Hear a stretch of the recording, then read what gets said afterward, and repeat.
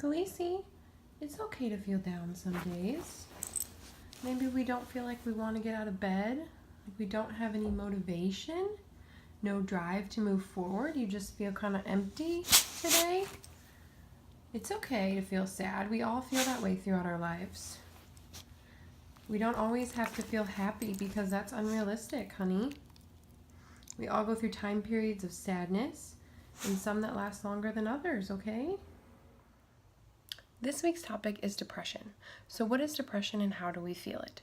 Some of the common characteristics of depression are sadness, lack of motivation, inability to feel pleasure or happiness. We struggle to get out of bed, we feel hopeless, we're either eating a lot or eating none at all, we're sleeping a lot or not sleeping at all, we're having trouble concentrating or focusing. Those are just some characteristics. There are also different kinds of depression. So there's situational depression, which is typically certain situations are causing us to feel depressed. Some examples might be a recent death, a recent breakup, financial strain, any kind of situation that's causing us to be depressed. And then there is chronic depression. So this is basically due to a chemical imbalance in your brain. So sometimes the neurotransmitters in our brain, which are the little things that send messages like to feel happy or to feel sad, sometimes in people with depression, they have an imbalance of these neurotransmitters. And so sometimes those impact the neurotransmitters such as serotonin and dopamine. And so those aren't being released enough to send enough happiness messages to them. So the only way to fix a chemical imbalance is with medication.